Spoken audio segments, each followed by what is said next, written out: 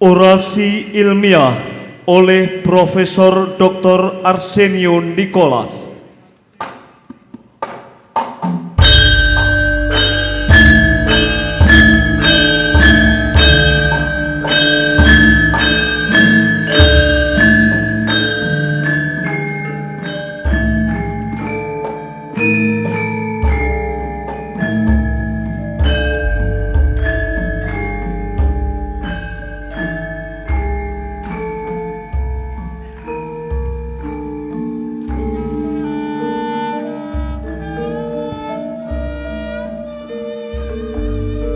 Selamat pagi, saya Arsenio Nicholas dari Filipina yang pernah menjadi mahasiswa dan mahasiswa di Akademi Seni Karawitan Indonesia di waktu itu di Sasonomulyo dan Sitinggil.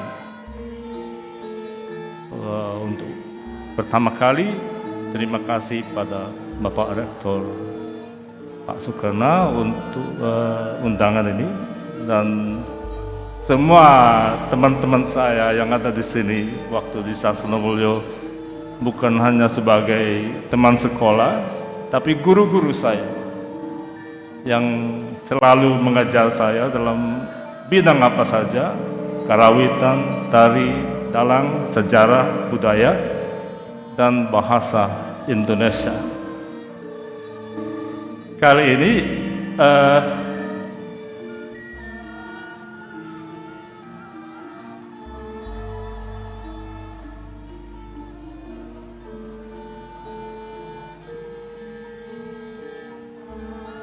bunga ini sangat berarti.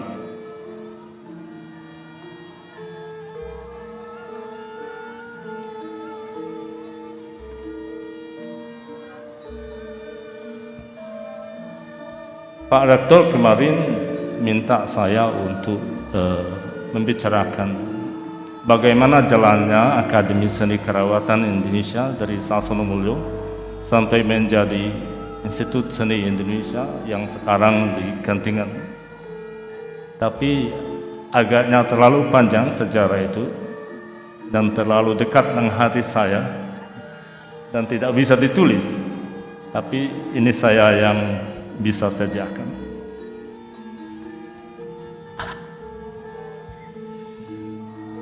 "30 tahun telah berlalu sejak saya pertama kali datang di Bali dan Jawa pada bulan Februari 1979. Saya terbang dari Manila ke Denpasar dengan penerbangan Merpati Airways yang datang dari Nagoya membawa turis ke pulau itu.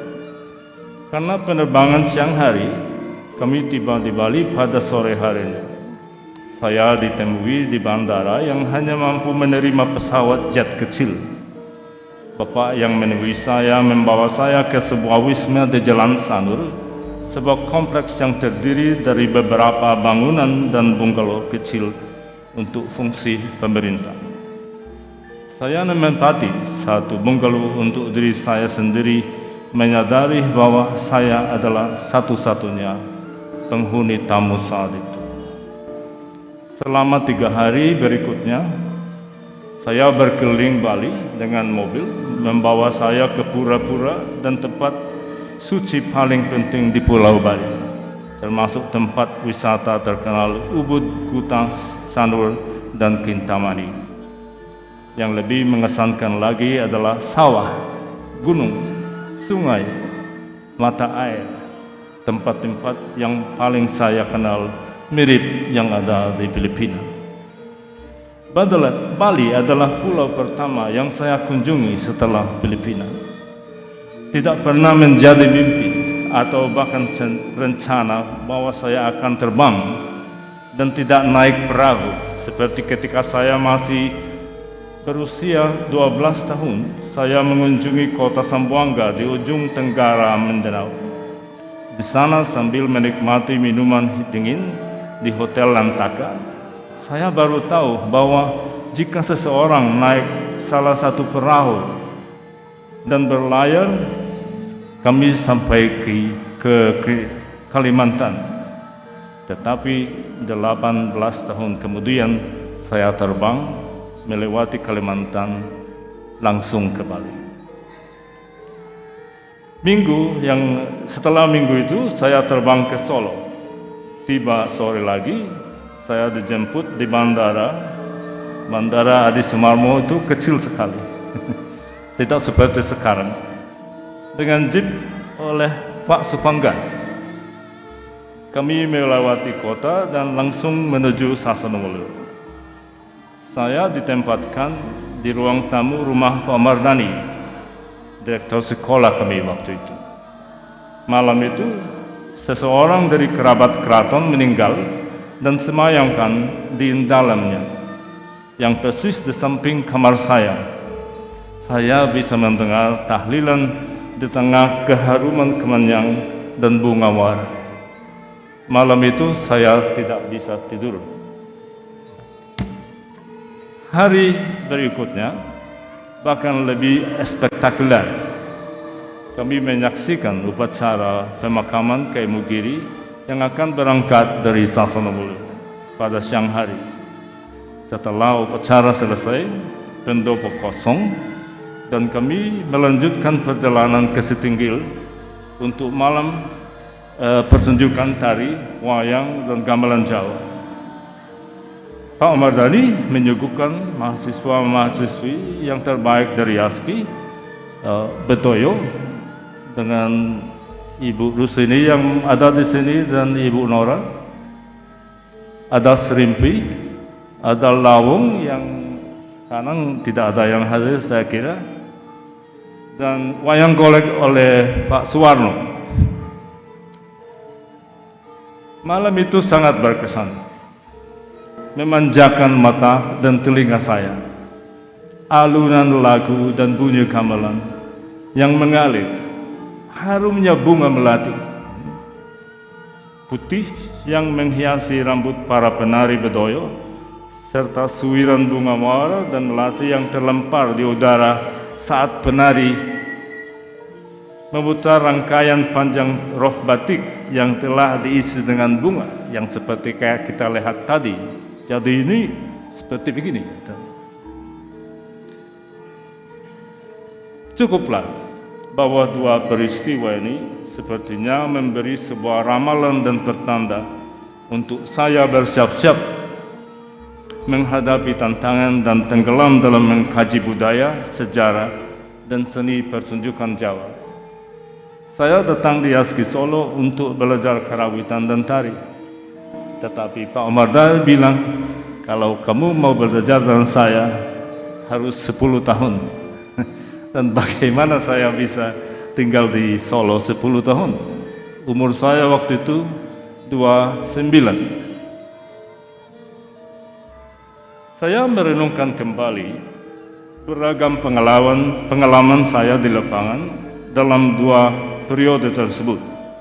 Studi di Jawa tahun 79 sampai di 83 dan di Bali tahun di 84 sampai di 85 dan kunjungan kembali setelah 40 tahun pada tahun 2009. Yang pertama ditandai dengan studi dan penelitian tradisi musik Jawa dan Bali pada waktu yang para empu-empu kita masih ada.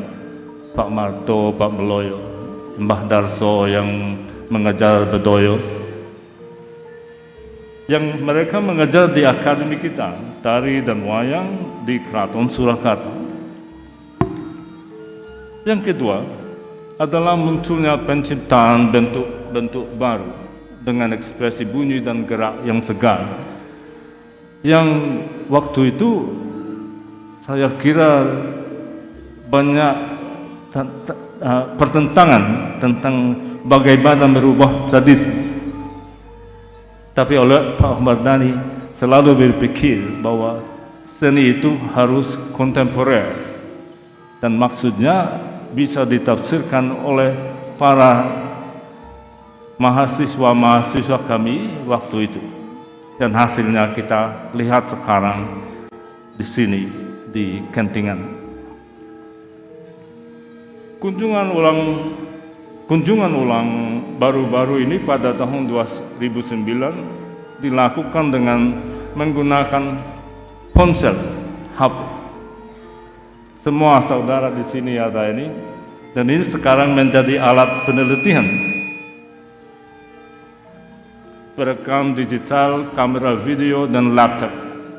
Lahirnya internet dan teknologi digital baru-baru ini mengubah cara studi lapangan dalam musik yang dapat dilakukan.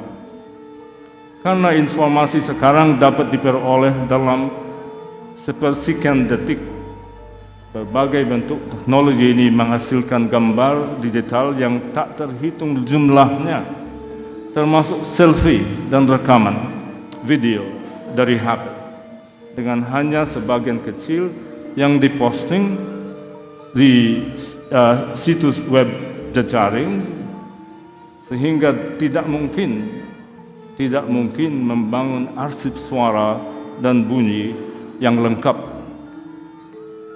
Dalam beberapa kasus waktu itu, kita tidak boleh masuk dari warung upacara, tidak boleh memotret, cuma hanya diperbolehkan menyaksikan. Tetapi waktu saya kembali tahun 2009, saya kaget sekali, semua bawa ponsel dan bisa merekam apa saja yang terjadi, seperti apa yang kita lakukan sekarang. Besar informasi yang tersedia untuk studi musik belum pernah terjadi sebelum ini. Meskipun nilai etnografis dan makna kontekstualnya tetap tidak jelas dan sulit dipahami sampai sekarang, karena pengkajian dunia elektronik dan digital belum sampai pada tahap yang akan memperjelas kedudukannya sekaligus hubungannya dengan manusia sebagai pemakainya.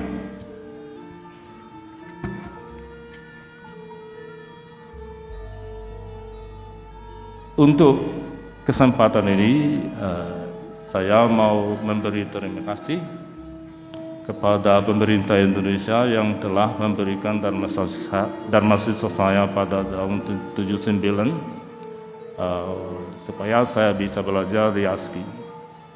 Yang kedua, saya mau memberi terima kasih kepada empu-empu kita, guru-guru kita yang telah tiada, dan juga Pak Rustopo yang ada di sini, teman kerja saya di lapangan.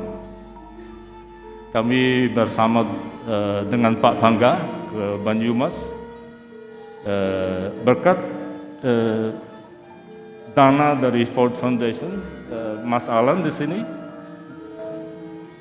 dan untuk lagi saya mau memberi terima kasih kepada teman-teman saya. Sekian, terima kasih banyak.